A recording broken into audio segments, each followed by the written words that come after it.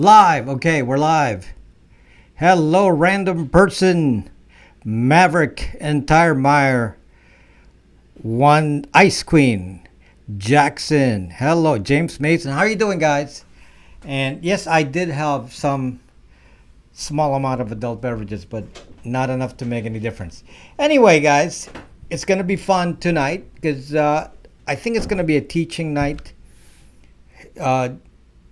You're going to learn some really different things that I haven't really discussed so much or focused on, and it's kind of a next step to what I talked about in my last video. Because some of you are asking, and let me just remind you, for some of you who didn't watch my last rant video, that I made a comment, and this was the premise of the video last time, was that my whole channel is based on stopping a particular threat. And the threat was, I said the threat was me, and I don't mean that literally.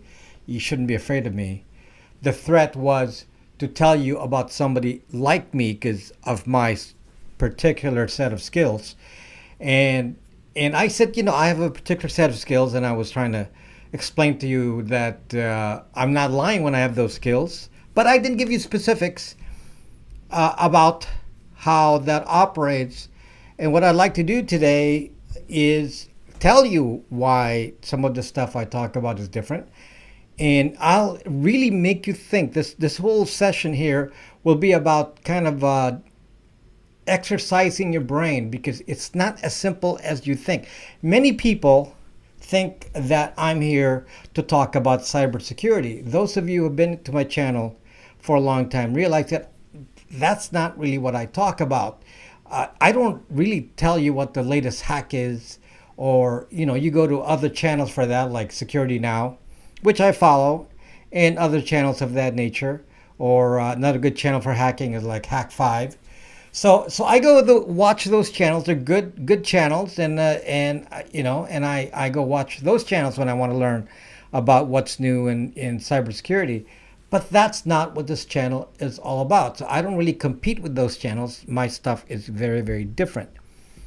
And also, I attract certain people in cybersecurity, and they come in here and dispute what I say, and but they're not really in my realm. So a lot of what they say doesn't really apply, because I don't think it applies. So if you don't understand the threat that I'm looking at, then I don't really need to hear anybody else's answer to the question, because it's different from what I'm looking at. I'll give you specifics, because that's what we're going to talk about today. It's specifics about this, so you understand a thought process. You're going to start worrying after I tell you what somebody like me can do, and I'll give you examples. You're going to really worry. And you know what's going to be the end result of this is you're actually going to go back. You're going to go back in time and say, wow, what did I do? You're going to start examining your own OPSEC. And I mean privacy OPSEC, not necessarily just cybersecurity. Cybersecurity is always important, but unfortunately it's not enough. So people will always recommend to you that you should go to this particular app or that particular app for cybersecurity. And you notice I don't follow that crowd. I never tell you to go, do something or the other. I'm always different. And the reason is because the approaches that I hear does not conform with my beliefs and what my own experience is. We all have different experiences. So it just bugs me when people come here to tell me what to do. And I don't insult anyone, so you're free to make your own YouTube video, and I will never insult anybody else talking about the same topic. Just that I want to make sure you understand, the majority of the people that follow me, what my thought process is, and if it matches yours, then you come watch me. And if you think I'm screwed up, don't watch me. I don't need to force you to watch me, okay? But when somebody tells me that what I talk about is FUD, fear, uncertainty, and doubt, then they need to talk to Huge D Byte here. Huge D Byte knows what I talk about is not FUD. If there's an if I guess Huge D Byte here got censored here, so I will uncensor him. Okay, so Huge D Byte here. Now he doesn't have a YouTube channel, and people ask me how do you get in touch with Huge D Byte, and you won't be able to. But he's an example of somebody who really knows what the threat is. So he and I will agree on what the threat is. It's going to be different than what somebody else. But there's a few people that I would see would agree with what the threat is. Another one that would agree in the same principles is John McAfee. Now, I don't have, as you know, I talked to John McAfee. I don't have the same threat as John McAfee, but he has the same kind of understanding. I don't claim to have that he understands me, but I understand him. He's famous, and his ideas conform to my experience. So that's that's a difference. And he, of course, is running away and he's hiding. So he gets tested with his experience in real life.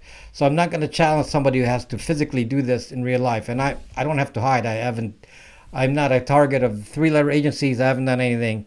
I'm certainly, not interesting enough to 3-letter agencies. And some people were actually wondering, well, what did you do? Guys, the fact of the matter is, and I don't like tooting my horn. I don't like tooting my horn at all. Sometimes I have to do it because people just, say, what's your street creds? For privacy reasons, I don't tell you what my street creds are. Suffice it to say, I have the street creds. Okay? Some of the people who actually know me in real life watch the channel, and obviously they don't say a word, but they could say things that you're lying. That's not. You don't have any street. They could say that because they're watching my channel. Some of these are former employees. Okay, and they watch, and they could say, well, he was bad employer. They could say that. So, so far no one has done that. But I don't really have anything to hide with that. I was very well known in what I did. So the street creds are not important. Suffice it to say that it is extensive. So somebody asked me today about that same question, and I, gave it a little bit of a hint, and the person said, "Go, yes." So you don't have to worry about my street creds. Now, some people are in very specialized fields, so that doesn't mean I know everything, and I really don't. So don't come and say that I'm a know-it-all, because if it's beyond my experience base, then I will try to learn it and research it, and I'm not always right. But in my observation of life, I come up with conclusions that fit what we're trying to do here. Now, one other thing that I want to say, because some people again are kind of like scientists. If you're for example, a security researcher, you're trying to be black and white. So you prove a threat, and then you say, okay, that's a threat. I can prove it. I can duplicate it, like in the lab, and therefore then I file a CVS report, and it's a threat, and it's a 0 day, and then you file that and you do all that. I don't do that, as you know. That is not really what I do. And I don't really look for absolute proof in what I do, because if I did that, I would do you a disservice. Listen, people, I want to make sure that we're clear here. Okay? There's certain things I cannot prove, like what the NSA does. How do we prove that? My job is to analyze the technology and tell you, based on my understanding of technology, they have to be able to do X. I'll give you an example. Anybody in networking knows that you can use Wireshark. Wireshark can plug into the network and watch the traffic. Pretty basic. I mean, I was using Ethereal. It was the original name of Wireshark back in the early 90s. And I was using Ethereal since the beginning of time, when that was still Ethereal before it became Wireshark. So Back then in the early 1990s, I said, obviously, the three-letter agencies are doing tracking using something like a packet analyzer, packet sniffer, just like Ethereal, just like Wireshark. How do you prove that in the 1990s? How do you I can prove that? Because I can do it, then obviously somebody can do it. That is the way I work. So don't come to me and saying, you don't have any proof of that. I say, zuck you. That is not what I do. That is not what I do. Okay, I'll give you another example. Could you embed malware in hardware, meaning at the chip level? Instead of putting it in software, could you embed it at the chip level in firmware or even in the chip itself, in the logic of the chip? Could you do that? So the question now is, who has done that? Well, I don't need to show you who did that. It doesn't matter who did it. It's not important. The fact of the matter is, obviously, you can do it.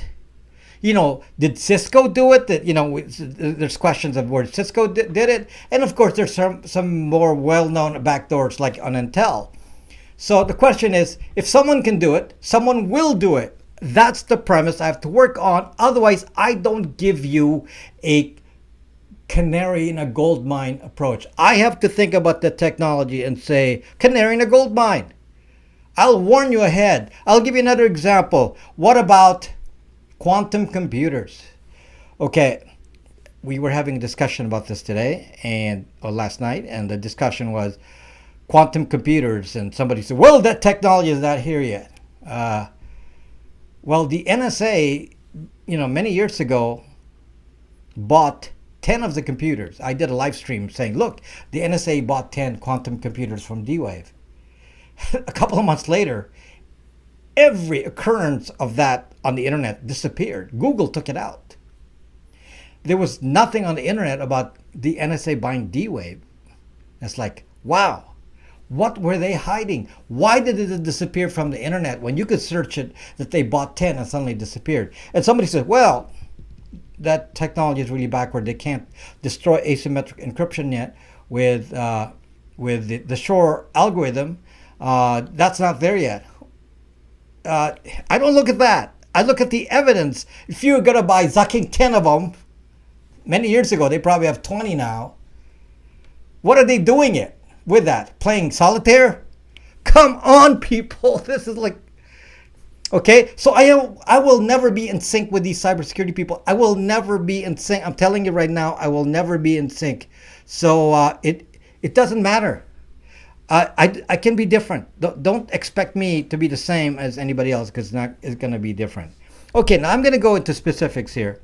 I'm going to go into specifics of why some of the approaches I said are different, and why I don't recommend certain platforms, and why I don't talk about some platforms, even though many secure-oriented people will talk about them, and why I don't.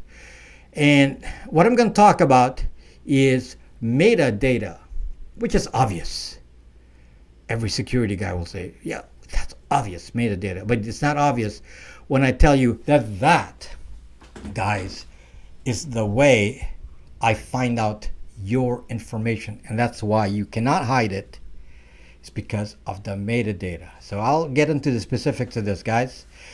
The specific metadata is one of the first things that I look for as a somebody who finds information about people. The first piece of information that I look for is called a relationship map. The CIA, NSA knows this too. You can look at me as more of an intelligence operator. I've never been in intelligence. That's never been my career. But I don't know. I've just been good at it. It's just, instinct. So one of the things I know instinctively is if I'm going to find you, I'm going to find you through a relationship map. You can be as hardened as you want to be. You can be running Graphene OS with Unix on your computer, or Cubes on your desktop. You could be using Tor all day. You can do all this, and you will still fail. I'll still find you because of what I'm talking about. I'll give you a specific here. I'll give you a specific so that you don't think I'm just BSing you here. Okay, I am not BSing you about what I'm able to find. And one of the things that I'm going to give you a clue about is your friends. Now, there's a simple example of this in Facebook. So let me just use a Facebook example. So this guy that attacked me on my broadcast in Periscope some years back, he was a troll. He was very mean. I started doing racial slurs, in my broadcast, which was funny because as it turned out, he was Mexican. So it's like, dude, it's not like some white guy doing this. It was a Mexican guy giving me racial slurs. So it was kind of amusing. So anyway, this guy was good at hiding. I mean, he used a fake name everywhere. He used fake identity, and my only job was to find people near him. Not him. I can't reach him. He's locked down. I just need to find people near him. So who do I find? Your relatives, your friends. I don't care if you're the biggest cybersecurity expert in town. Your mother, your sister, your cousin, your wife, your ex-wife, your child, your kid from teenage years is on TikTok, whatever. I'm going to find somebody. That somebody has no security. I will now get into the data of that person with no security and find out everything about you. It's indirect. So in Facebook, it's easily done. So you find, because Facebook doesn't delete. So Facebook is one of these easy sources of this because they never delete. So the best person for me to look at is somebody who's like really into social media and hits like and tags everyone and makes a comment on everything. You know the type. There's always one of those. And that person typically has a public setting, doesn't really care about the privacy because I don't have nothing to hide. Oh, I love those. You got nothing to hide? Most of you have something to hide, but I find the person with nothing to hide. That's the person to track. This is called in the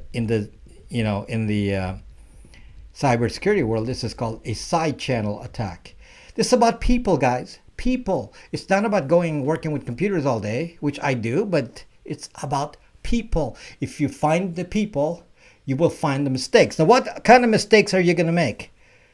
Mistakes are you set up a secure account. So you go into Twitter and say, ha ha ha, I'm going to talk politics on Twitter. I'm going to bash all the politicians on Twitter from one side. Okay, so you pick a side. So you're on Twitter and you're bashing everyone. And then I said, okay, I wonder who this is. Just go through the list of followers and see if one of them might be related. How do you know they're related? Because of the way they talk. You'll get a hint. You look at the conversation and they seem to know each other, and then you say, Then you go to that other person's account and you find them on Facebook, on Instagram, on TikTok. Then you learn more and then see if they mention the other guy. After you do this for a long time, you will find everything. Okay? It's really that simple.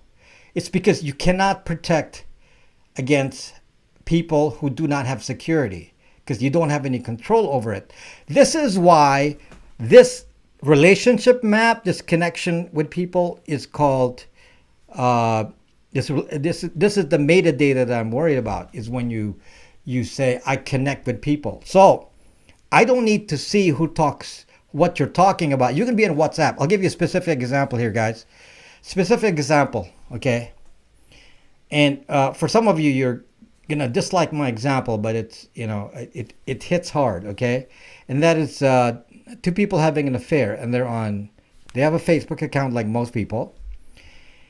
And on Facebook, you have your family. So you have your family friends and you mark who your family is. So to Facebook, they know who family is because you've stated it. Okay? So now they have this circle. They know what the circle is in the family. Now, two people who met became lovers, and now they said, let's talk in secret. And where are we going to do this? And we're going to do this on WhatsApp. Okay? So, as you know, it's in the terms of service of WhatsApp, of Facebook. In fact, they do it globally for all the platforms, is that they share the metadata between all the platforms. It says so in the terms of service, which means they can device fingerprint you. So if they device fingerprint you as being on WhatsApp under a certain name, then it will match your Facebook account with a certain name because of device fingerprinting, which is even more exact using a phone. And on top of that, they got location. So they got location match and device fingerprint. They don't even use IP address so much. They use MAC address. It says so in the terms of service. They use MAC address. They use the which is a device fingerprint and other device fingerprint info. And then on top of that, they use geolocation. They match the two and say, same household, same family, whatever. So Facebook knows that. Zuck knows who is in a family. Now you're having an affair. They notice these two people having an affair have two different sets of circles. Relationship map. Two different relationship maps between two different families. No intersection. Interesting. Who's talking in WhatsApp? A man and a woman, usually. Doesn't have to be, but just for our discussion here. A man and a woman. And they're talking on WhatsApp. Okay, two different circles. Okay, what else is happening? They're talking at certain hours. They seem to, there's intense conversation for certain periods of time. Certain hours. Okay, they may have records of all the other players, like the wives and the husbands, and they may have a different pattern. But they will say, the patterns don't intersect here. Yet it's intense, more intense than communications with the husband and wife, between husband and wife, which is also known to Facebook. So think about this, guys. This is kind of the common sense problem with metadata. If someone can see the metadata, they can see the relationships of people talking, who's talking, what are you talking. They don't need to know what you're talking about. Simply by getting an idea of a relationship map, it's crazy. And yet we send a relationship map to Telegram, Signal, WhatsApp, on and on and on. Zuck. And some of you promote Matrix, okay? But then you sign into a central server, I believe. Now, somebody correct me on this, where you identify yourself and then you create a relationship map there too. So that bothers me. Because, many of these platforms have end-to-end encryption. And so you say, wow, they're secure. They have end-to-end encryption. Yet I don't recommend you to go to them because of the zucking relationship map, which is even more dangerous than the zucking content. Because an external party doesn't even have to read the encrypted messages. They can surmise the content. You can surmise what's being talked about. Guys, that's what I look for. So this guy who attacked me on Periscope, I found him, using a fake name, talking to his family on Facebook, okay, which I matched with one photo. One photo was the same. Out of many photos, one photo was the same. It was an animal, wasn't even him. An animal photo was identical. Okay, I found the photo, said, match. Twitter, Facebook, match photo, Zuck. You are zucked.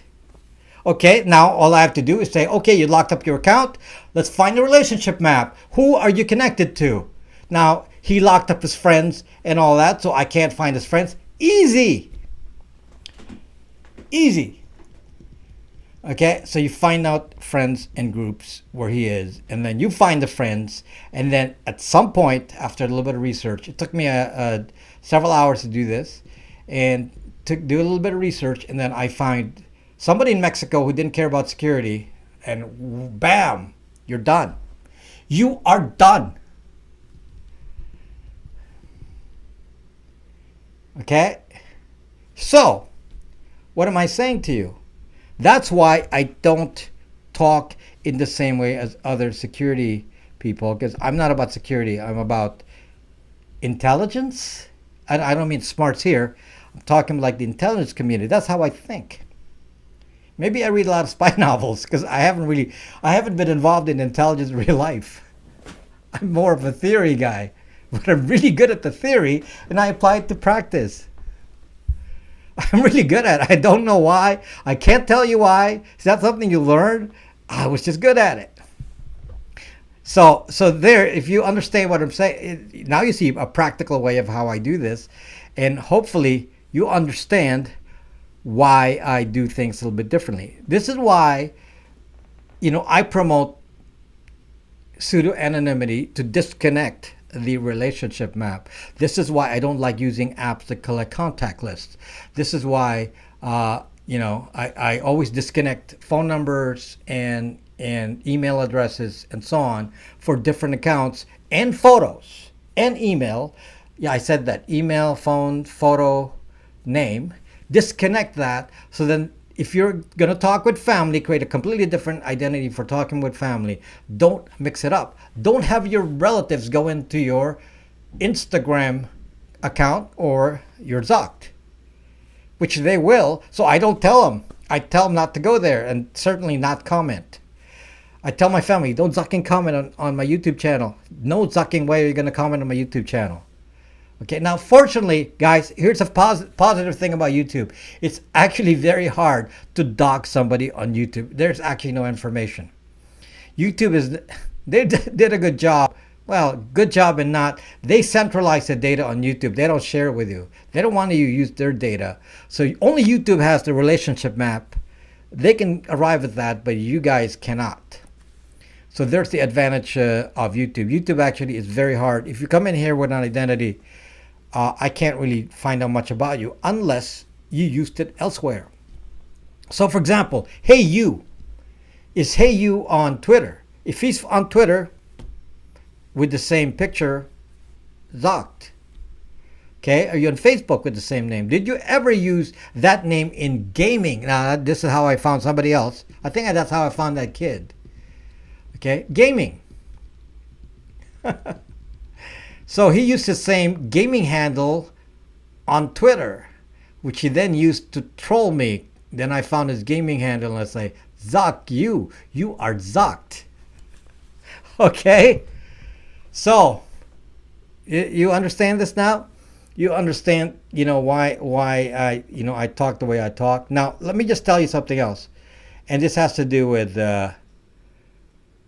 how I don't really, when I tell you certain things, I don't need to find proof of this if I can be like a journalist and find clues of this in what people say. So there's two ways to research something. You can research something based on a laboratory.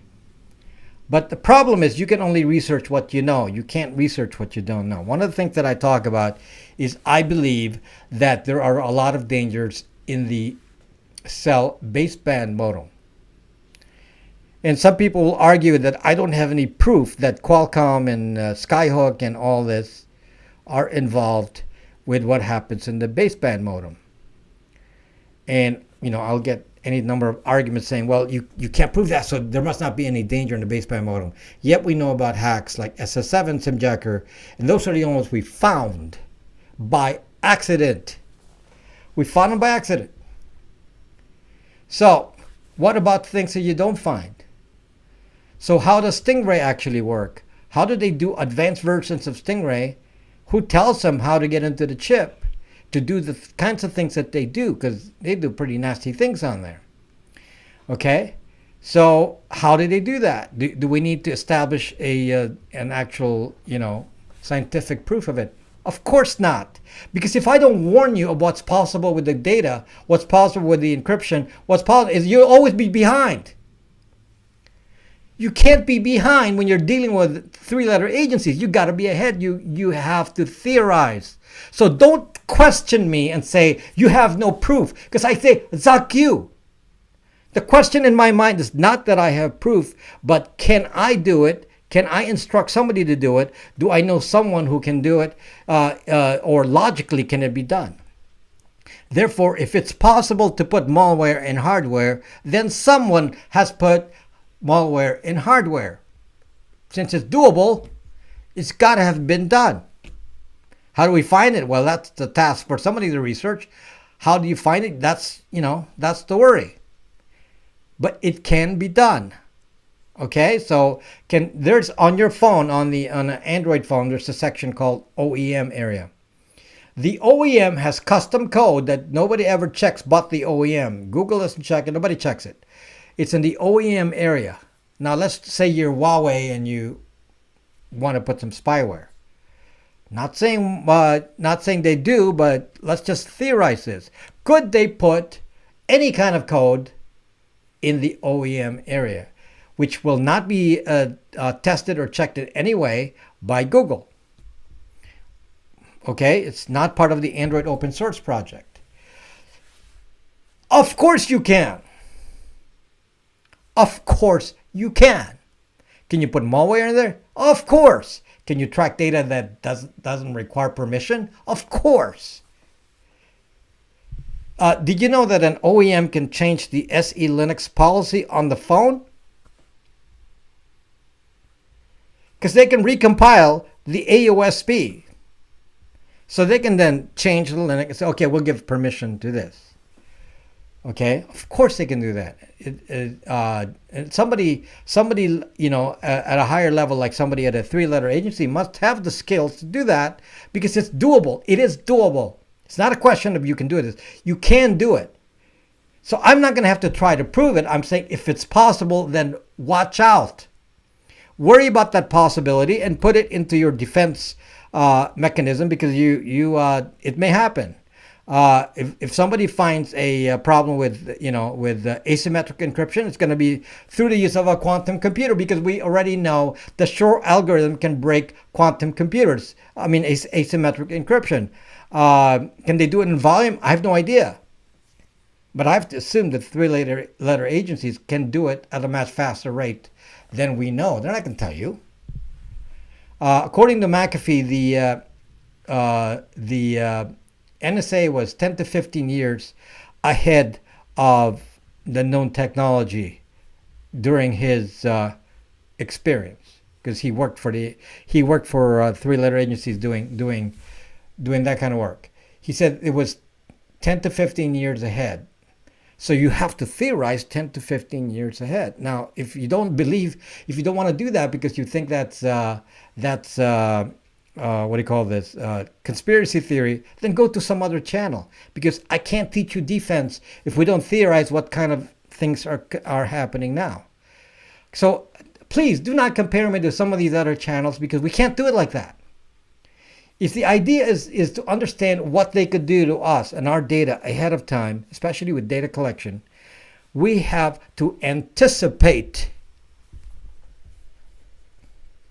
Okay? We have to anticipate. So don't come looking for proof in a specific way because I know it's possible, then it must be possible. Okay? I'll give you another specific here.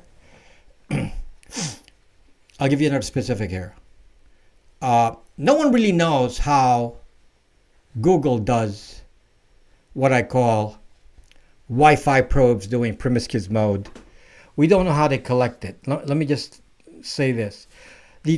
And I make this claim in many videos, and somebody's always questioning me about this, okay? When I say that Google and Apple are tracking you 24/7, they're not doing it through the permission system, which is that location where the GPS is permission to do certain things. That's not what I'm talking about. What I'm talking about is on your phone, your phone does what is called Wi-Fi promiscuous mode, where it gets a list of Wi-Fi around you, which if Wi-Fi is available, then it would always be on, and together with signal strength. Now, how do you see if this data exists? It's very simple. You can install an app called Wi-Fi Analyzer. Run it, and you'll see all the Wi-Fi's around you and the signal strength. Well, did you know that Wi-Fi MAC address of the Wi-Fi, which is in this Wi-Fi Analyzer, and signal strength, those two pieces of information alone for two Wi-Fis in your area, two, will identify your location. Two. That's always on. If Wi-Fi is on, this is always doing it. It's part of something called Wi-Fi probes. You will notice, by the way, again, to be just looking at the the evidence in terms of reality, that when you remove gaps from a phone, Google apps, the battery life doubles. Why does the battery life double when you turn off Google? What the zuck is Google doing in the background? Let me tell you something else. If you look at the Wi-Fi database for Wi-Fi triangulation, they have accumulated a database of MAC addresses with the signal strength together with a GPS position, which is how they do Wi-Fi triangulation. What is the source of that? So some of these people are like, because they don't know how Google's doing it, they say, well, magic. What is the source of Wi-Fi triangulation? How do they find you without permission? And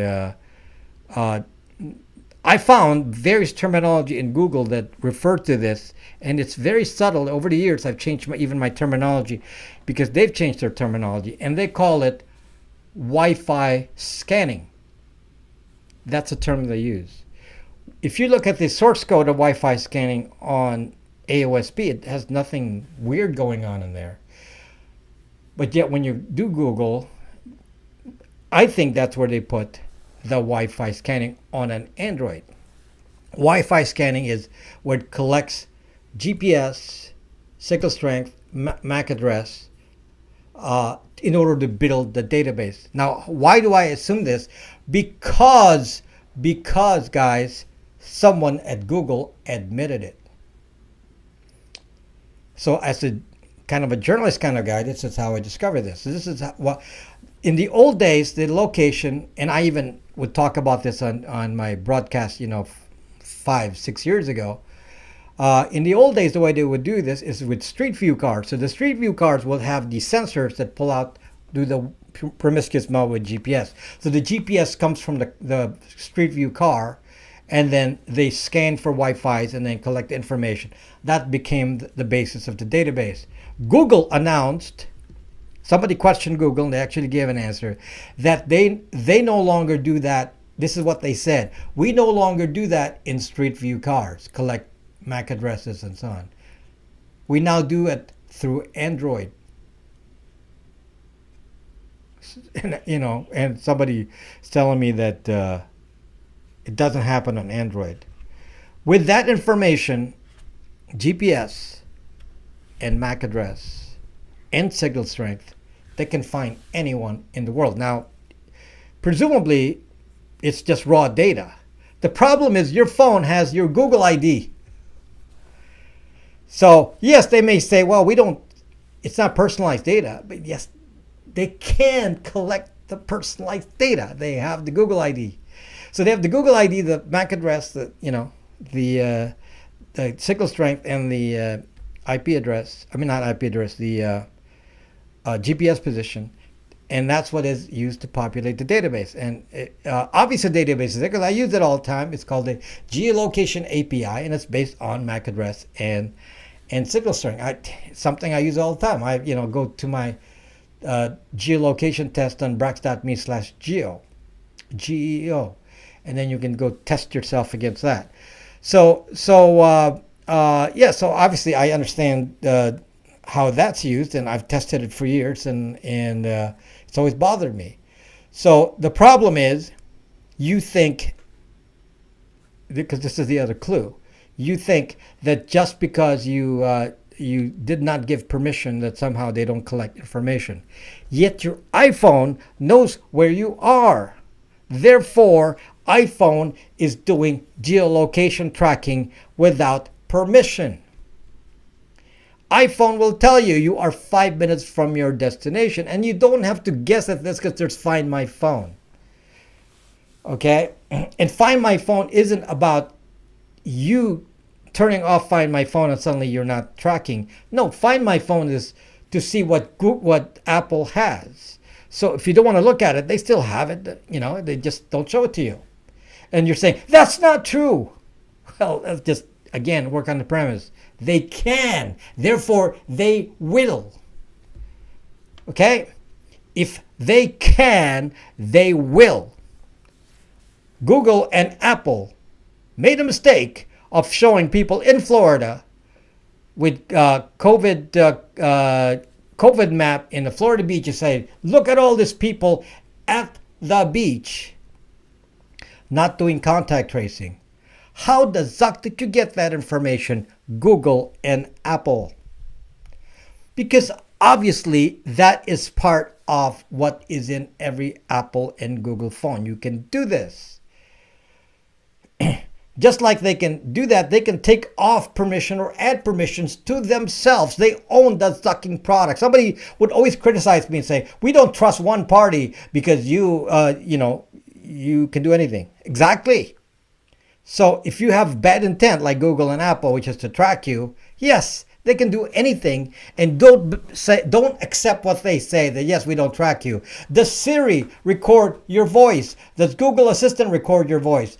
Does Alexa Echo record your voice? And I've talked about this for years, and gosh, it's frustrating because people actually say, well, it's safe. They say they don't record the voice, they don't store it. It's like, suck. They actually reveal they haven't deleted that data. Google and Amazon have not deleted any data. Apple said they deleted in 6 months. They claim. Could they lie about that? Yes, because the terms of service doesn't have a timeline. The terms of service says it's up to them to decide when they will delete it. So that, guys, is why I'm different. I'm just trying to tell you that I arrive at different conclusions from others, and I don't really care what anybody else says, and I'm not going to follow somebody who claims something because they're a bigger channel or they're famous on some other platform. I don't care.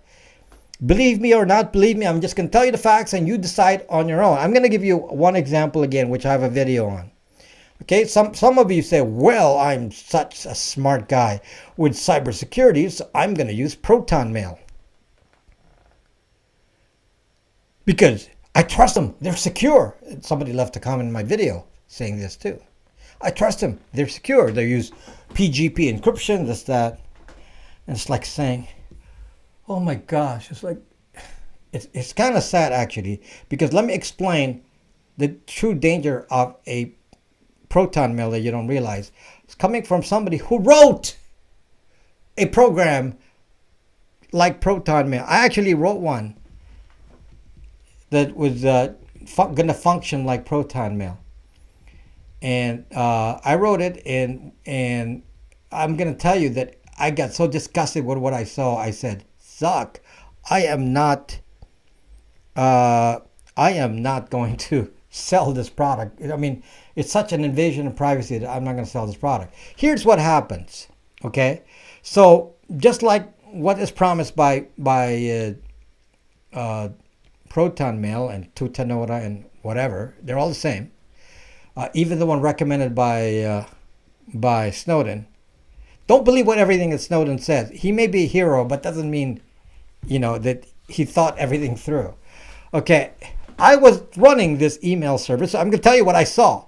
If you understand what I saw, then you'd see my judgment is based on real life. You see, yes, I could not read the conversation between two people talking in private. Yes, that's true. I couldn't read it. It's encrypted, and I was proud of that. But I knew who he was talking to because of metadata. Therefore, now I said, oh, relationship map. This person with this email address talks to this person with this email address. Interesting. Okay. Now I need to know more about these two people or other people in my relationship list and what they talk about. Well, how hard do you think that's going to be? Because Protonmail is a general email. You're going to get all other email that is not encrypted. So somebody at Protonmail could actually see all the traffic, the not encrypted traffic, kind of like the connection between WhatsApp and Facebook. So you have a platform that's secure and hidden with end-to-end encryption. And then you got the other side, which is open, which is Facebook, which connects the two each other with metadata. So all I have to do is look at the non-secure data, read the content, and I can draw a connection about what this person does, what his life is, and all that, and then connect it to the contacts to somebody else on Protonmail, and then look at their pattern, and I'll see who the two people are talking on Protonmail. Guys, use your zucking heads. Is this like rocket science? Is this rocket science, guys?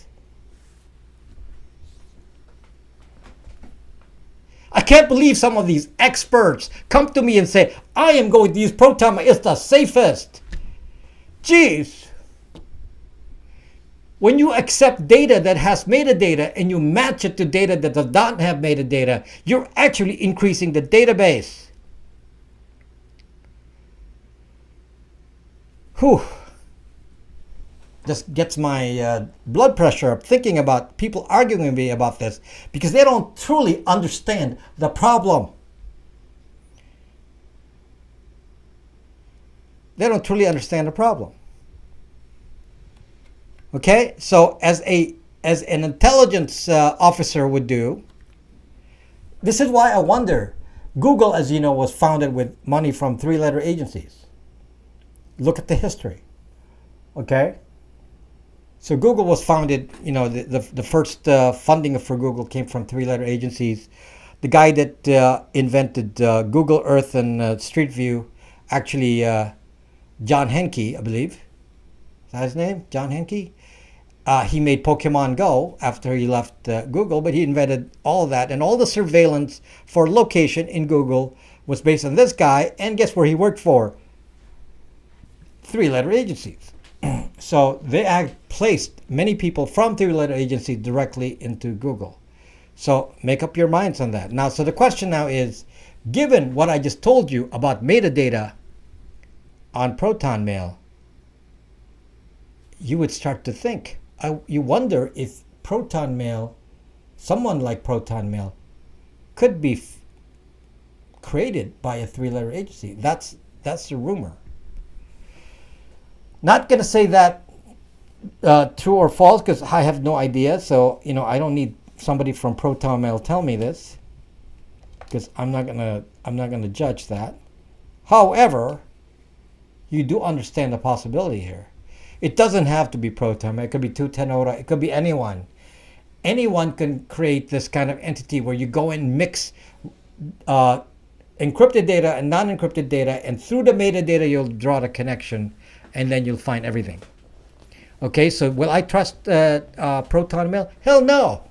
What do I trust then? I'll tell you what I trust. My own email server. Okay, my own email server is exposed. So just like any other email server. So the traffic between MTA and MTA, meaning server to server, transferring email, all the junk mail, all that, will be seen by anyone listening in between. Okay. Fine. There's no difference. Protonmail, it doesn't matter what email you have. If you're going to go to port 25, that traffic is going to be seen unless you're one of the percentage of people like Google that might use Start TLS, in which case you're not part of the port 25 issue. So some proportion. It doesn't matter though because the metadata is in Google, in Protonmail and all that. On my email server, I am the only one who sees that data. You see? So if I set up an account, let's say I set up a family email system and we're all on my domain. My domain is Brack.me. So on my email domain, everyone is Brack.me. All the email never leaves the server. And since I own the server, no one's ever going to look at it but me. How can that be? What can beat that? That is safer than Protonmail because there's no other party involved but me. No other party involved but one person. That is about the safest email. Email's not safe because of the MTA to MTA traffic. But at least if you're talking to your own domain, it's pretty safe. Compared to a corporate email, which is safe within a corporation, but not safe from the IT department, since the IT department can read all the email. So can you imagine executives at a corporation talking about, we're going to be reducing staff by 10%, and then the guy in IT is reading all that. It's like, Zuck, we're going to be fired, because they could read that email. But if it's your own domain and you run it yourself, I don't think of anything that is safer than that. For email's unsafe, but that's about the safest that you can have. So I run my own email domain. So if you talk to me on my email domain, so I can even give somebody a temporary email account, and it would be quite safe. So if I said, well, I need to talk to you on a regular basis in a safe manner, I'll give you a email from my domain, and then that will be extremely safe. Safer than anything, because you're going to talk in TLS from your client to the server. Everything is just on the server itself. It doesn't have to be encrypted on the server, because only the owner of the server sees that. Okay, so again, just showing you the difference in my thought process and how I look at it differently. And sometimes I wonder about some of the same facts may be in front of you, and you may come up with a different conclusion. And you know what? It's okay if you come up with a different conclusion, but don't question me, okay? Because I don't really care. Yes, use Thunderbird. Don't question me, okay? Come up with your own conclusion. I may not agree. I may not always be perfect in what I say. I'd probably be close. And yeah, because if I'm doing guesswork, some of what I say may be theorized, especially if it's futuristic. I will theorize, and theorizing is not FUD. It's being prepared. It's being ready. Okay, so if you don't want to be ready and you're only going to deal with current threat, then go to another channel, because that's not going to be me. I am not going to be the current threat. I'm going to be current threat, and based on my knowledge, expected threats. Okay, so thank you for letting me ramble. That was a long ramble, and I will now go back to you guys and answer your question. I'm sorry for taking a little longer here to give you the Q&A section, but I really need to get that out of the way. Okay, so what did I miss here? I got to go way back here. Look at your comments. Can you ask your questions again that you want to ask, and then if you ask me and I didn't, are you Mexican? What is it? Somebody was saying that because of my work I have to squint or something like that, and I've responded, yeah, I'm in permanent squint, and because I'm always squinting, I can't find my way back from China. Okay, it's like I hear these kinds of comments all the time, and you know what? I'm not Chinese, so what is the best domain host? Whatever. I as long as they can guarantee you anonymity. I use Amazon AWS for my domain, because they don't question. It's free to be anonymous. It's like GoDaddy charges for anonymity, whereas Amazon is free. So it's a little cheaper. It's a little cheaper on Amazon for me. So I use Amazon as my domain host. What video this week is about is a Linux phone the privacy phone? So if you have any questions about that, you're Irish and you squint too. You're asking me. Okay. Anyway, I'm just used to such questions. Constantly and repeatedly torrent the Midnight Madness. You got the wrong person. Okay. It's part of the disguise. Okay.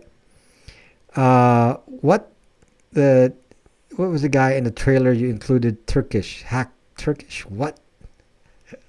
People need to use their brain. Yeah, I hope you use your brain. I'm challenging your brain here.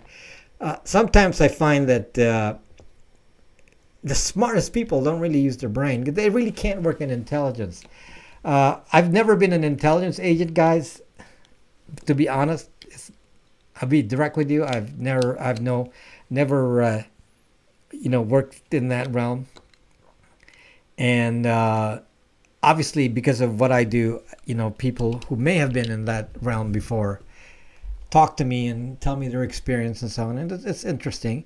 What email software to use on the server and PC side? On the server, I use Postfix. On the PC side, I use Thunderbird. I would not recommend to use anything else but Thunderbird because there's a specific hack that I tested, and the hack crossed into Microsoft Outlook Mail, Mac Mail, iPhone email, Android Mail, all that. I was able to the hack went through them. So the one that I couldn't hack was Thunderbird. So use Thunderbird.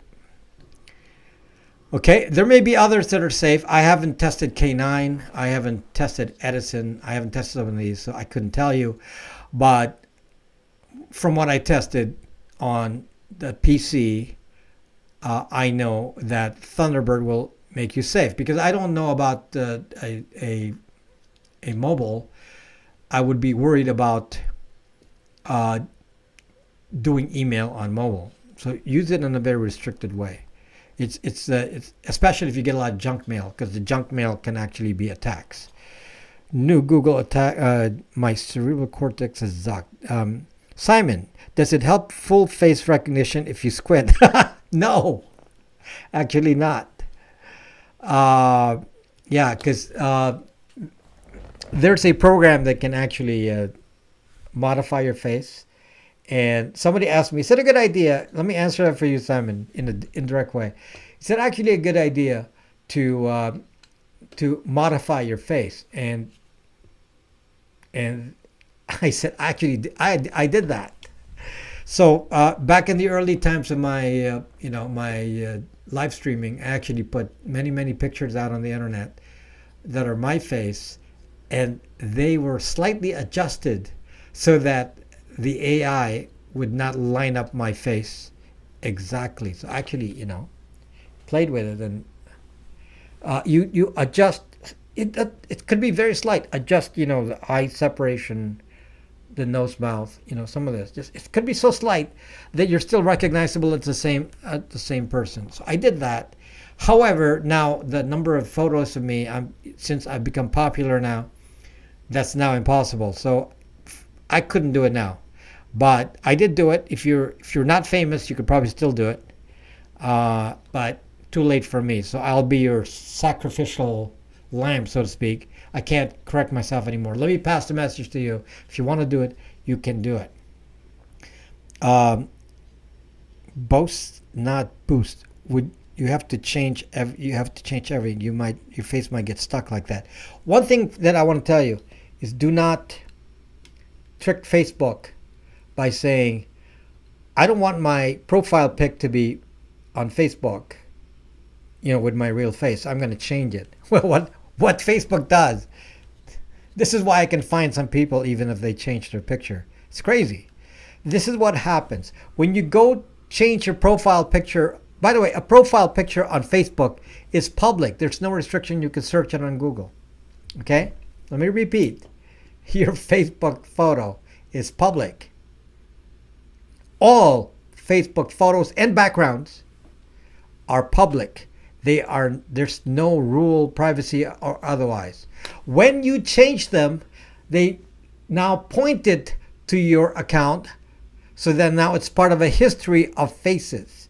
So Google can then make a history of your faces based on your Facebook profile. Okay? Let me extend this a little further here. Some of you will do this. Some of you say, wow, I'm so scared, because of Rob's channel. I'm going to go change my habits here. I'm going to go to Facebook and change my name. Zuck, no. The only thing you do on Facebook is delete it. Don't change your name on Facebook because they connect the old name to the new name. And when you search the old name, the new name comes up. If you search the old name, the new name comes up. It's indexed.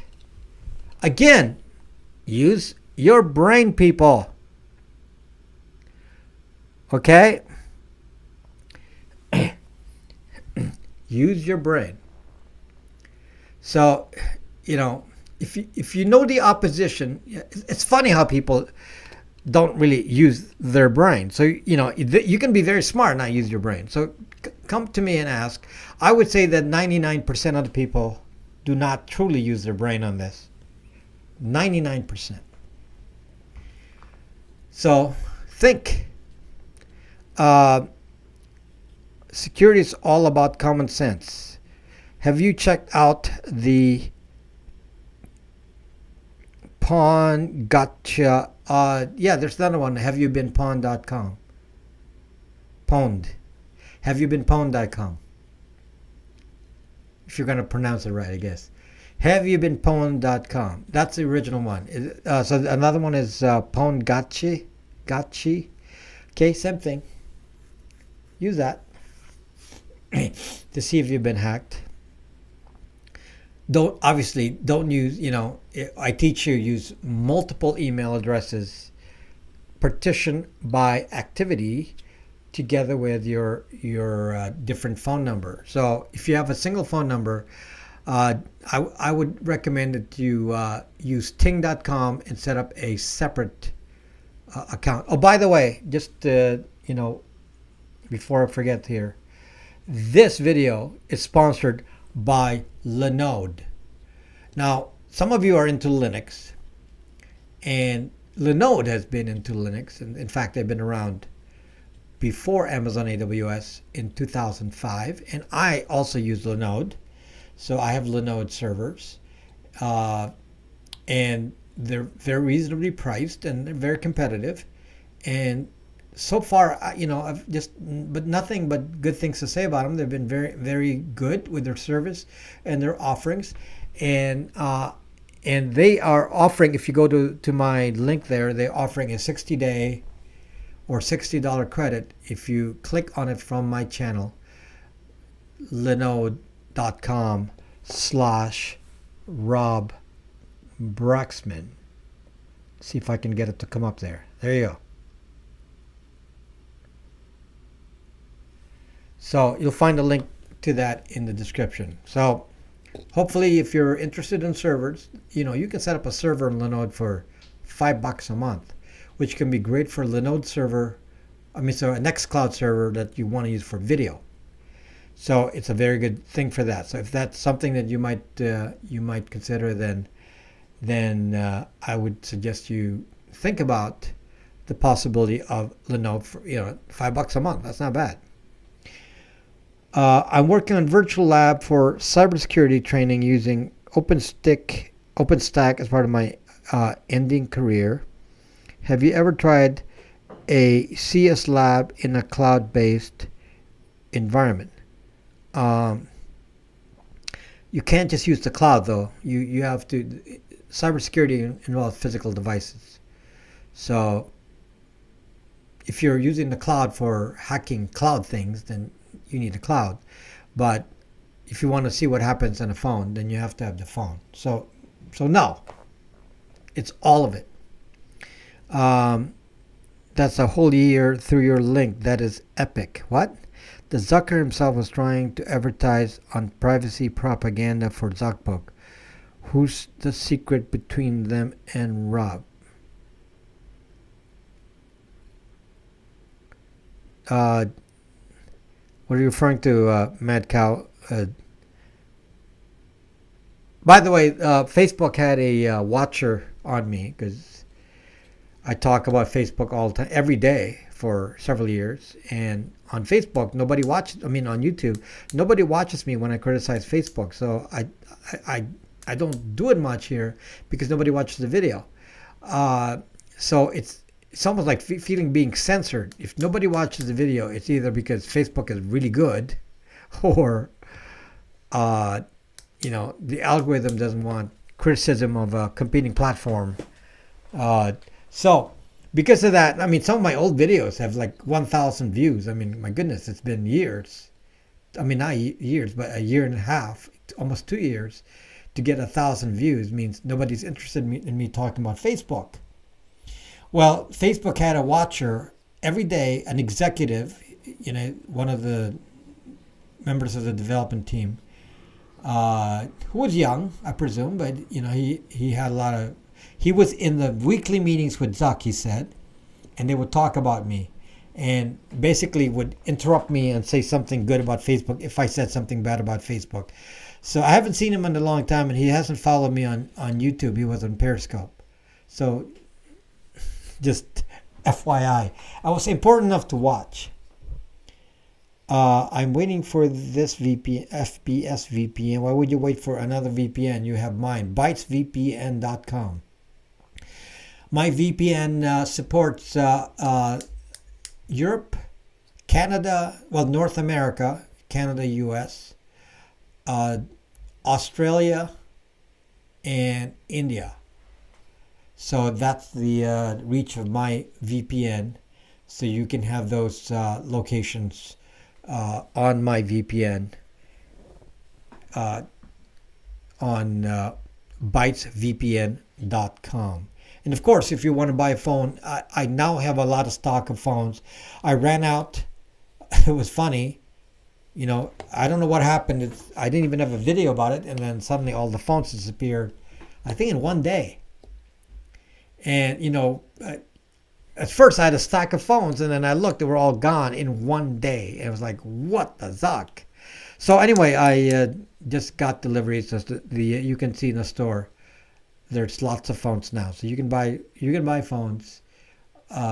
We got Pixel 3s, several Pixel 3s, G7 Plus, G7,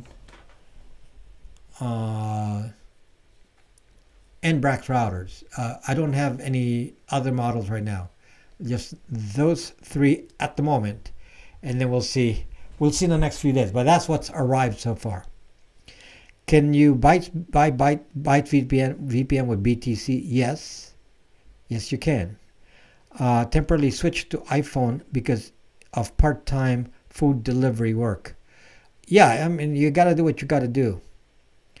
Does AOSP have apps for delivery? I don't know if they all work. Some of them may not if they require payment.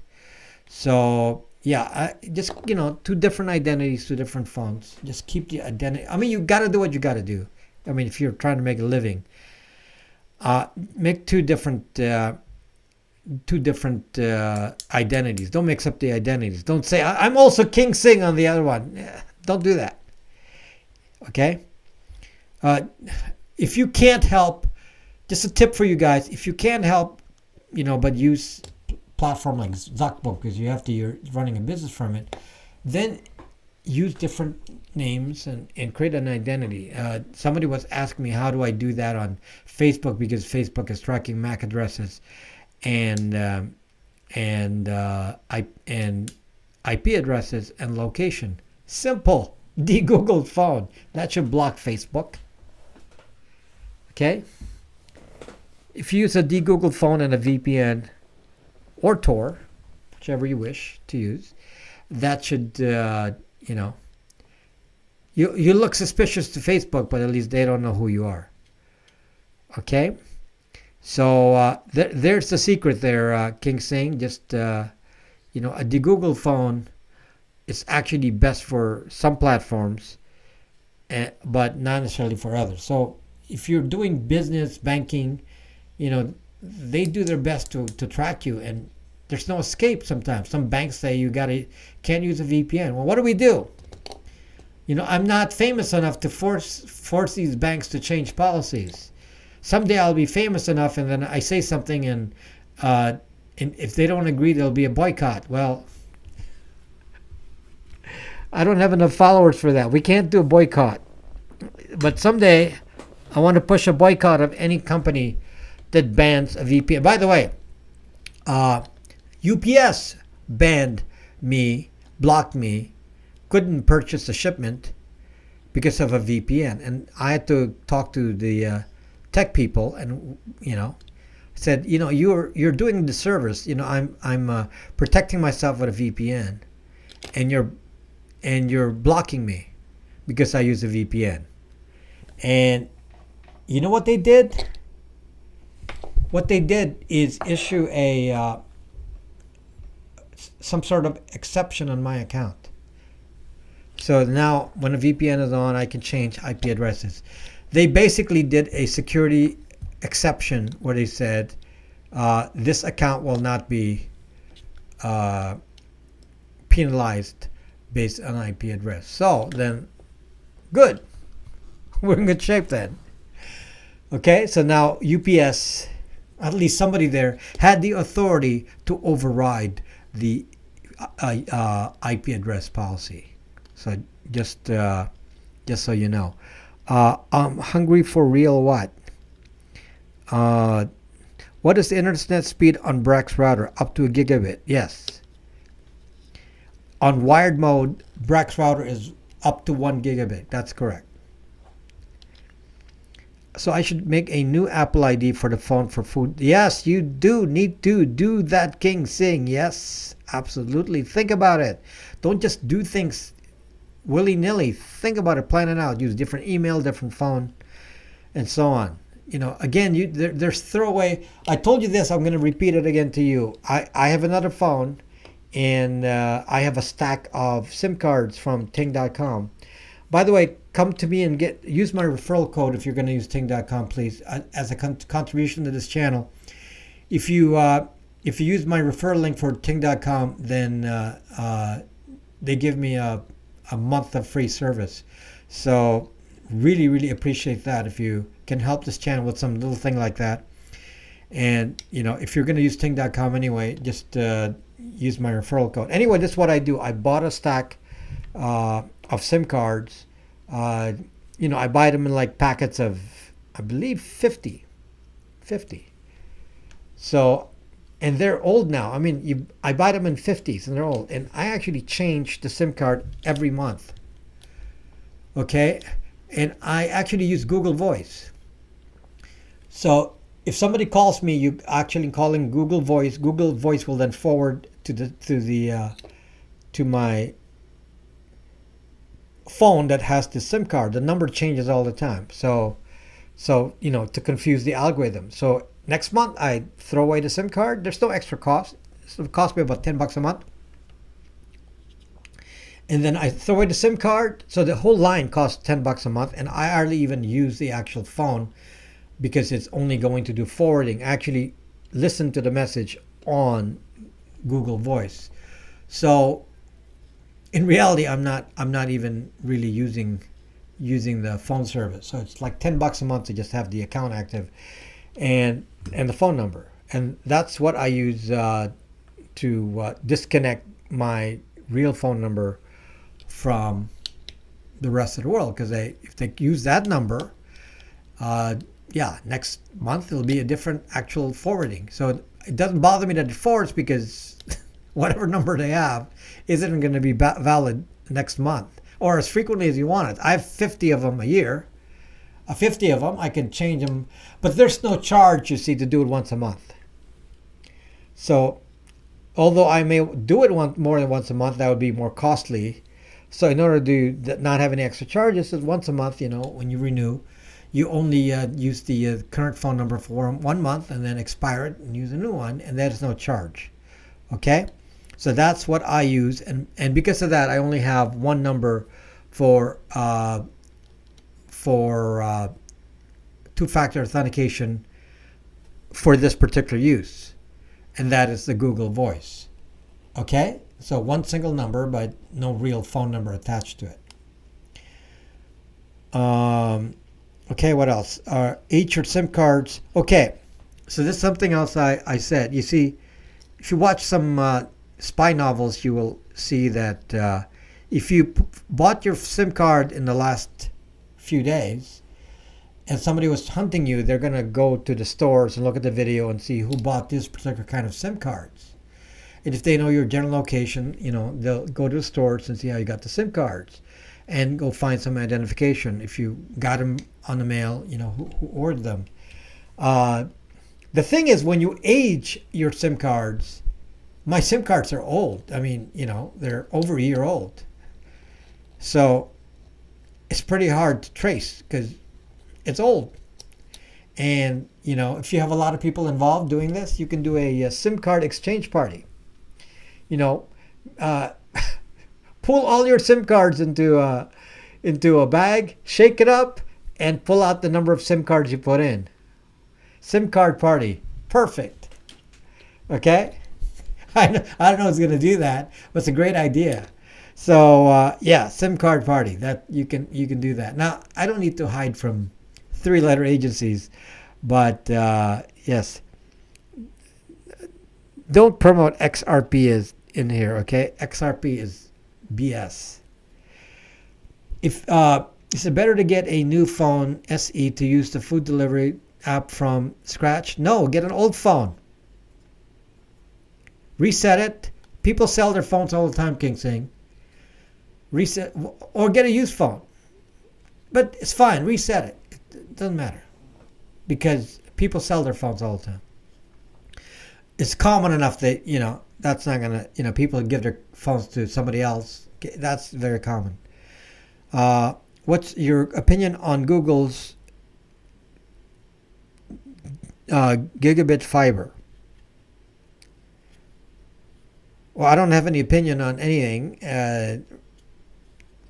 If you're asking me if they can spy on the fiber, well, obviously, but that's the same with any other fiber. So I guess I don't really have an opinion because all the internet is being spied on, so what makes that different? So okay, get the Brack router through the Tor network with Wi-Fi and Ethernet at the same time. Can the Brack router route through the Tor network with Wi-Fi and Ethernet at the same time? Yes, but you need some more hardware. You basically use the Brack router in wired mode. You put a switch, and then from the switch you feed wired and wireless. Because a Brack router can only function as wired or wireless. So if you're going to do both, you need wired. And then use a switch, extend the network any way you want. So in my case, I have multiple branches off my Brack router. So I have a non-VPN router going into the Brack router, which then feeds to a switch with, again, multiple routers spread throughout the house and powered by power line. And you saw that in my video, how to set up a VPN router. My VPN Brack router obviously is a big seller. A lot of people buy the Brack router every day, pretty much. And so, the Brack router is actually excellent for metadata. Let me relate it to my topic tonight. let me relate it to my topic tonight about metadata. I told you that the danger is if someone can connect people, they can connect the metadata. So let's say you are so secure you actually use Tor all day and you're very controlled about your traffic. But yet somebody discovers your who you're connected to. Let's say it's your kid, teenager. Kid doesn't do anything. It's all over social media and IP addresses all exposed because your kid doesn't use VPNs. Yet you use a Tor browser. So then you go on social media and somehow you indicate on social media that you're related by some comment somewhere. Maybe it's a comment on Instagram, comment on Twitter. Likely it's going to be a comment on Instagram. So then you make the comment that they got you connected. And then they know the IP address of the kid. Therefore, they know where you live, everything else through the kid. Solution, Brack router. If you use a Brack router, people who are guests who come into your house, they're automatically VPN. So your IP address doesn't go around on the internet without protection. And so no one will connect it to you. So anybody you're related to by location, etc., you want to protect everyone. And the only way to protect the metadata is to do it for everyone, not just you, everyone. And that is why you cannot help but use a VPN or Tor router, which is what Brack's router is. Obviously, nobody's going to use Tor router for family because it's too slow. So you need a VPN router. So that is why a VPN router is excellent for stopping the leak of metadata. And it's something you should really think about when you're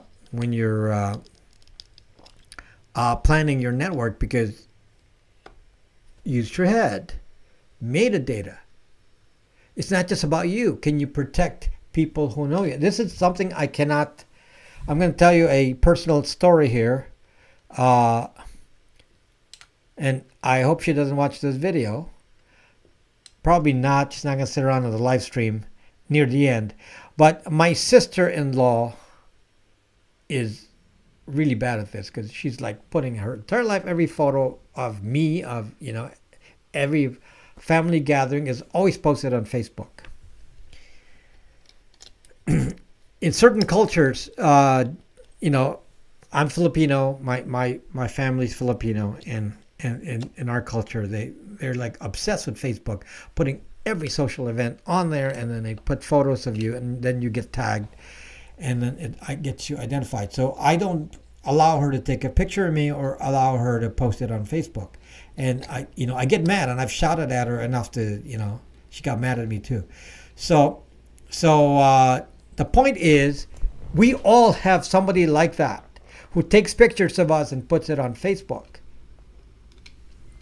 instead of some private group that you like my app, somewhere private where it doesn't go on a Google search, it can't be searched. That's the way to do it, but she doesn't do it. Okay, so that's the issue I'm worried about. Okay, I'm buying domains online. How to hide my email home address from the buyers? I believe you use a service for that. It's not 100%, but use a service for it. And obviously, you have throwaway emails, not connected to your identity. What's good? What's good? One, know nothing about modems. Modems, you get the modem from the ISP. Hi, Perret Stricot. Is that a? For a moment, I thought it was a bash command on, or PHP commands. String cat. Just get used. New iPhone SE, whatever you want, doesn't matter. VPN collects money. Rob's VPN collects money data. What does that mean? What does that mean?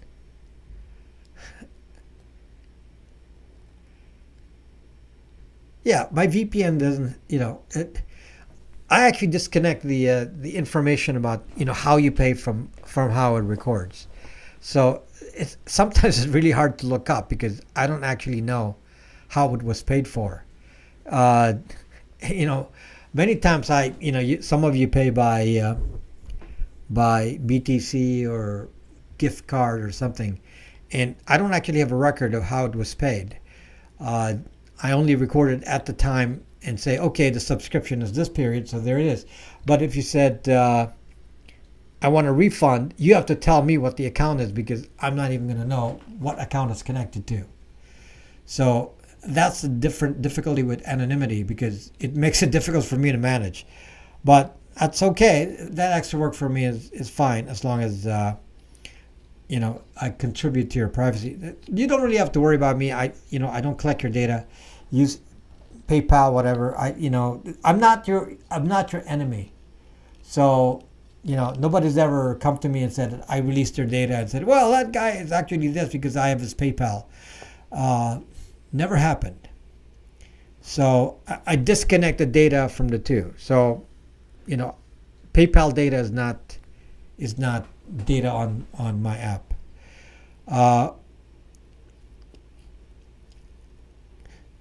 OnePlus 6 is hard to buy, so I have it on occasion. I'm lucky to get one a week. Certain models are very hard to get. I'm getting a lot more G7 pluses. If you want a G7 plus, that's fairly easy to get. I'm getting more Pixel 3s, but I'm going to tell you, if I buy 10 Pixel 3s, I may have to return half of it. So that's very difficult to buy because they're so expensive. So I don't really want to stock a lot of Pixel 3s. So I use a Pixel 3 now, which I bought a long time ago. And they're great, but unlocking them can be kind of an issue. Okay? So what kind of services are you talking about for hiding my email home address? What kind of services are you talking? I don't have any service to tell you about. What you do is use your head, set up multiple email addresses without your real name and use it in context, and make sure you don't combine phone numbers and addresses and IP addresses with it. You have to do this. No one's going to do it for you. Snowden says he was self-taught. Yeah, well, so am I. Snowden and I are not at the same level. Snowden was a admin, network admin. I'm a software developer. Okay, so in reality, I'm at a higher level than Snowden is. But of course, he has inside knowledge that I don't. So, but from a technical skill level, I'm at a higher level, obviously, because I'm a software architect. Okay, so that's my career, software architect, and sold enterprise systems and created enterprise systems for a long time. So yeah, so that's my background, is corporate stuff. So when I tell you what I tell you, it's it's based on that knowledge. So some newbie is gonna say, I mean, not newbie, but young guy who has some expertise in one particular field. I'm more of a generalist because I hired programmers. So a lot of programmers work for me. Although I did a lot of programming myself, but I did the most difficult stuff, and a lot of programmers.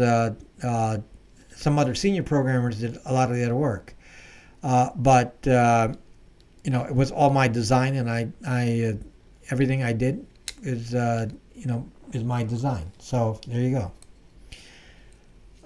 What language do you write software? When I was doing the corp enterprise systems, they were all written in C. They weren't even written in C++. They were all written in C, which you can imagine how difficult that was. So yeah, they were all written in C. It would have been easier in C++, but no, they were written in C. So we're pretty low level here. We can do anything. Because it's in C, we could do anything. Sometimes it took a little bit more time to do it, but not anything to worry about. We could do anything. Anything that anybody wanted, it could be done because of the language was C. So, somebody actually was, I forgot to tell you this. So a bunch of security researchers, I'm not running out of time, so I will tell you this right now. This is important. Perfection is not possible. So I will tell you this and make this announcement. So a bunch of security researchers from the Spite group, that's what it's called, decided to do a security review of Brack.SME. Brack.SME is open source. No one has reviewed it before, and that's what open source is supposed to be. And I open source Brack.SME. I don't make any money from Brack.SME. Brack.SME has not been updated, in years. And the original programs that Brack.SME is based on was stuff I wrote back in 2013. So the Spite people found some flaws and some security which they thought were serious. And though I passed a security test as recent as 2 years ago, apparently it was found wanting and needed some major work. I am doing that major work right now. So that I have, in fact, I did most of the major work already. So I'm just taking a short break, and then doing the fix up in the next few days. So this was just done last weekend. So the review was done last weekend, and basically informed me over the weekend, and then I reacted to immediately, and I was very busy doing these security changes and did the big bulk of them now. So yes, it's flawed. There are problems. If you want to leave the app, you can leave the app. Don't really care. But if you think that that will affect you in some way, then yeah, feel free to leave. No hard feelings. And but I'm making the changes, and the changes will be made in a few days. It's all open source. The thing about being open source is that if you make a mistake, it's all for everyone to see. So I don't really care if you come in here and boast that you know more about PHP than I do, and I'll say zuck you, because don't care. Okay. So in any case, yes, it's flawed. So apparently I'm stupid. So forgive me for my stupidity, for making those kinds of mistakes, in 2013, because when I did the research in 2013, that's what I found was the approach. And apparently, there were smarter people who said, well, if I wrote this in 2013, I would not have done it that way. Well, obviously, whoever it was didn't tell us programmers what the best way was to use in 2013, because in reality, every language has some quirks, and I did not know, how to approach those quirks in PHP, since I don't have the. In 2013, I didn't have the many years of PHP in 2013. Obviously now I do, but I haven't really done much with it. I'm a C programmer primarily, so my enterprise systems are in C. So if you're going to criticize me, it's okay. If you think that I claim to know everything and I don't have any bugs, I have bugs. So not going to hide it. Okay, I have bugs. So, I deal with a lot of programming languages. I don't know how many languages I know. I lost count. Too many. But when you work with a language for a few weeks, you may not have the same expertise with it as something you worked with for 40 years. So yeah, so I'm a C programmer, so I know what to do in C. Okay, so just so you know that I don't want any secrets here. So okay, no secrets, guys. I'm pretty upfront. So if I fail, I fail. Don't need to hide. If you want to unsubscribe because I have failures, it's okay too.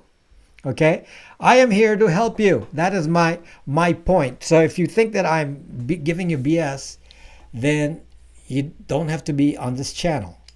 I'm doing my best to teach you, because I do have a lot of life experience here, and to share. And it's what I share is, I think, interesting, especially if you didn't watch the first part of this video. Go watch that. If you came in at the tail end here and you don't watch that, you really should listen to the first part in the first 50 minutes or so, because you're going to really learn a lot. So guys, I don't really care if you're going to go to, Reddit and all these places, and there's always somebody, bashing me in some place or another. And you know what? Who zucking cares? Okay? My interest is you. If you find a bug, by the way, it's open source. Tell me what the bug is. Don't zucking criticize me and say, you're so stupid, you made a mistake. It's open source. If you think you're smarter, then give me the solution. Contribute to the zucking community. Don't act like you're holier than thou. Contribute to the zucking community. I'm doing it for free. What are you doing? Doing it for free. Don't zucking complain. You don't know anything about PHP. It's like, zuck you. What have you done? Have you done anything for the community? Instead of sucking complaining, contribute. I don't make any money from the app. I have other things to do. And yet I do it. I don't make any money from it. Okay? So if you're going to be, saying mean comments about that, I'm just going to zucking ignore you, because, who cares? Don't care. You're going to be nice to me, I'm going to be nice back. By the way, if you come to me and say, well, Rob, there's an error here I want you to know about because I want you to correct it. When you talk about it, I'm going to say, wow, sure, I will listen to that if I believe it. If I don't, then, that's my choice. I listen to the facts and I'll use my own judgment. It doesn't mean just because you claim to be an expert, I'm going to listen to you. Okay? So, it's your B language. I wrote my own programming language. I did write, it's still in use. So I did write a programming language for enterprise use. It's just used in enterprise. So a lot of my clients use it. It's still used today. So yes, sometimes we make specialized programming languages for specialized purposes, and I've done that a few times, and one of them is still in use today. So I had to train people on how to use that. So anyway, so there are bugs in Brack. Repeating again, there are bugs on Brack.me. If you feel like you feel threatened that it's become dangerous and whatever, it's an anonymous app, so I don't know what the danger is when nobody knows who you are. Nobody knows who you are in Bracks. Okay, it doesn't even matter if there's any flaws or whatever, because no one knows who you are. So since nobody knows who you are, if you feel like that's still dangerous to you, then leave. Not going to hide it from you. But I will fix it. I've already done a big chunk of the work. I think from a time, not in terms of seriousness of bugs, but in quantity of work, I have already done, I think, 90% of the work in quantity. So I just have 10% to work on, which I will work on more slowly because it's more brain power than programming. So I have to research a couple of issues and then do it slowly, and then that will be done, and then we'll be back in business. I do like the Moto 7 Play, but wanted the OnePlus 6 ASP because of the power and speed. OnePlus 6, King Sing, let me just tell you about OnePlus 6. Some of them are not very sturdy. They have some bugs. I've had reported issues with SIM cards, things like that. There's some bad design in some parts of it. So it's not been 100%. Now the other one is the Pixel 3. Pixel 3s can only get used. So I cannot give you a brand new Pixel 3 because they're not available. They're used. Now the common problem with Pixel 3s, you need to know this, guys. The common problem with Pixel 3s is that they acquire a pink hue from the burn of the what do you call that? The not the LED, but the new one, the new way. They're so bright that they actually have a screen burn, so it puts a slight tint. And if you're using the screen all the time, there's a slight tint to it. So a lot of the Pixel 3s have a slight pink tint to it. Okay? So I can't guarantee that it doesn't have a tint. It's what I can get. Otherwise it works fine. It's not really, it's not really noticeable. OLED, there you go. So the OLEDs tend to burn. So you can't buy a used Pixel 3. But other than that, a Pixel 3 is nice. Why? Because it's waterproof. It's light. The camera is much better than, it's the same quality as an iPhone 10, which is the same era. It was in the same time period as an iPhone 10. So the camera is about, the same quality as an iPhone 10. So, very good camera. One of the best cameras of all the Google that I sell. It's just that you can't find new ones. So if you want a newer phone, get a G7 Plus. That's the newest. If you want those features, it'll be a used phone, but it'll be great still. They're not that old. It's not gonna break the battery or anything. It's only a couple of years old. So thank you, Adam, a Tron Bear. Thank you. Wow, that is such a Big contribution there, Adamatron. That is so nice of you. Thank you. So come to my store on Brax.me. All you have to do is sign up on Brax.me, set up an account. You'll see the store. By the way, when you sign up on Brax.me, it doesn't require anything. You don't have to put any information. It doesn't require email, nothing. So create an account, call yourself whatever, use the store. So if you feel like, what, I have to sign in here? It doesn't ask you for anything. You make up a name, you're in. That's all you have to do. Make up a name, you're in. Oh, but it's insecure. You just told me there's a hack. Who fucking cares if you're just going to use the store? Use the store, use public sites. If you're talking in a public place, it doesn't matter anyway. So yes, hold on. I just, there's a link in the description. But, yes, thank you, Great Gold. Okay, so I hope you hit the like button. I don't know how many. Wow, there's so few of you to hit the like button. I mean, there's, 1,000 of you have come back and forth here, but only 86 of you hit like. Is that what that says? Wow, I didn't know I was so bad. So if you just forgot, you may want to help the algorithm. Hit that like button. I would really appreciate it. There's 144 of you here. If you want to hit dislike, that's fine too. If you don't like what I just said, hit dislike. And thank you. Now it's 95. So 99. Thank you so much, guys. So yeah, so we gotta tell the algorithm what the story is. So the algorithm only knows by looking and see what you're putting on here. So I'm the last one who liked. It's 101. This is not the last one. It's still growing. So thank you. So again, there's there's tons of people that come back and forth here. If you like or dislike, put an opinion in there. Even a dislike is okay. So be honest. If you want me to learn and say no, I was told, Adamatron, that I don't know anything. So, you know what? I don't want to toot my horn because some people find that offensive, and sometimes I have to toot my horn because people don't believe in what I say. Yeah, I should be retired now, and I don't need to work anymore. I don't need to do the YouTube channel. But life sometimes, because I already had a successful, career in business.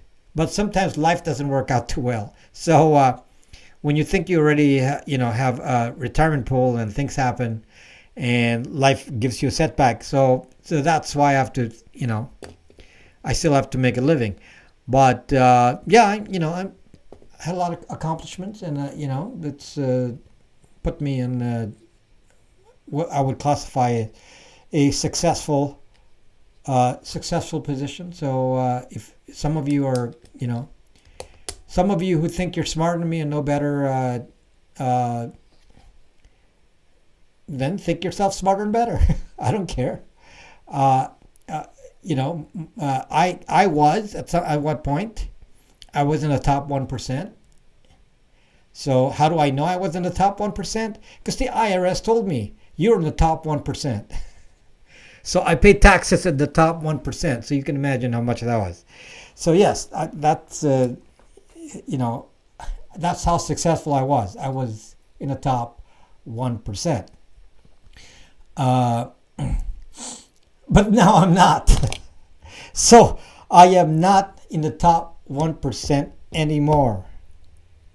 Okay?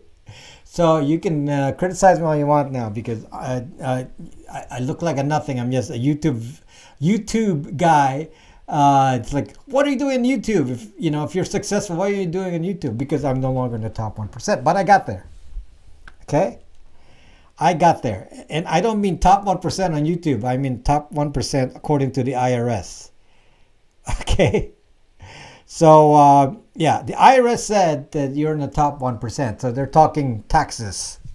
How much taxes I pay. So, yep, pay a lot of taxes.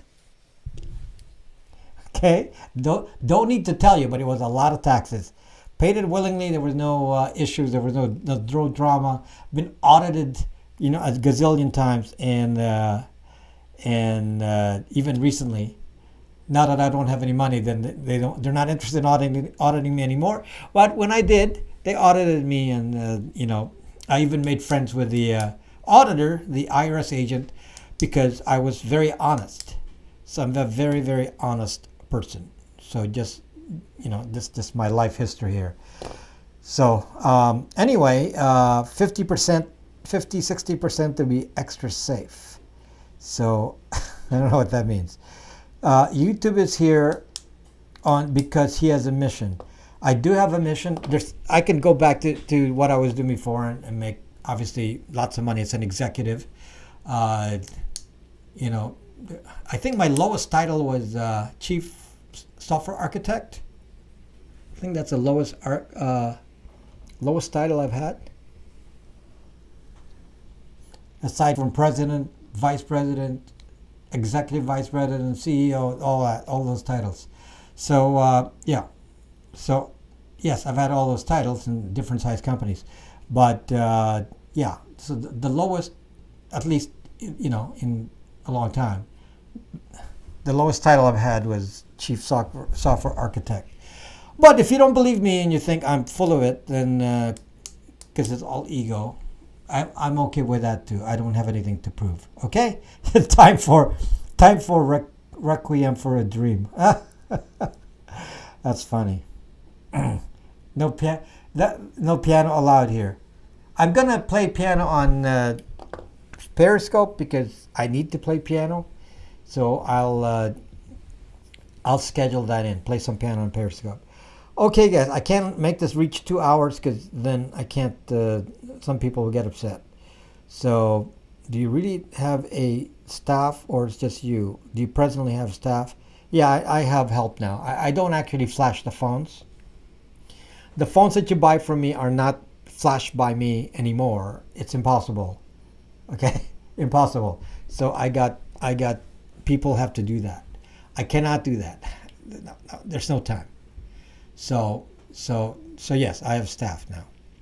But I'm just a small YouTube channel. Let's make the YouTube channel larger so I can get more staff and I can have time for you. Right now, time is really tight for me because I don't have enough staff and I don't make enough money on YouTube to justify getting more staff. So let's get more staff so you can get more help.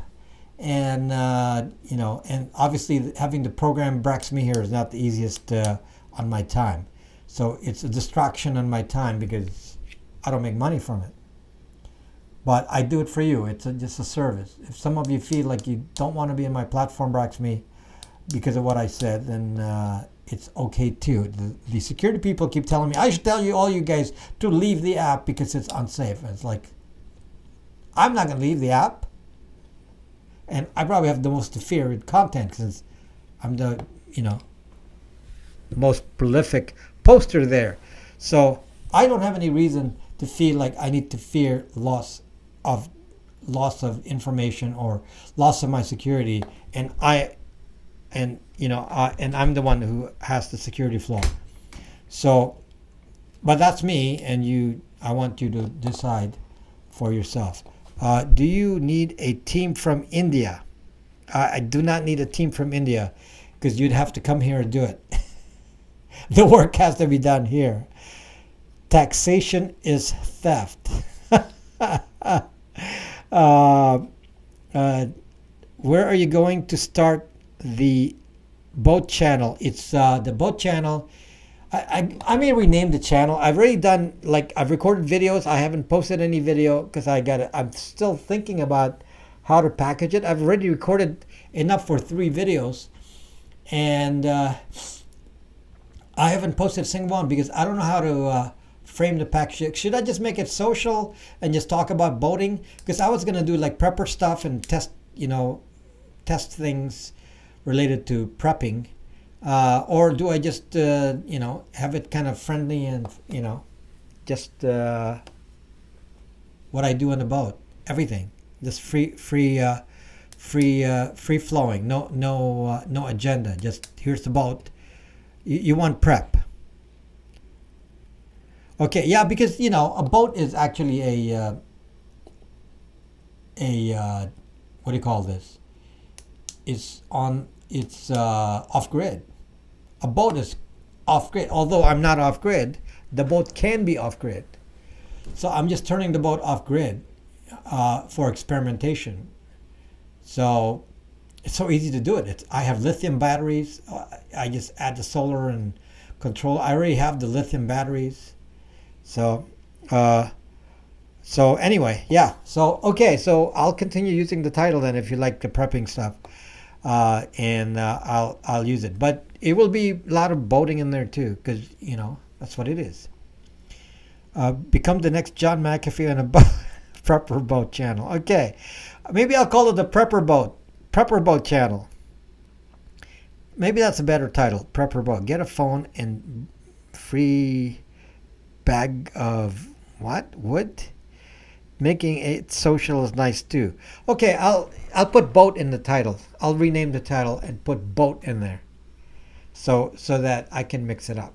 Okay, thank you guys. I mean, part of this is fun too. We're friends, and appreciate the friendship and those who trust me. I hope I built the trust. I've been at this for close to 6 years, and I hope I'm building the trust with you guys. With what I do. Thank you so much. I'm gonna say goodbye now and see you in the next video next Thursday. Bye bye.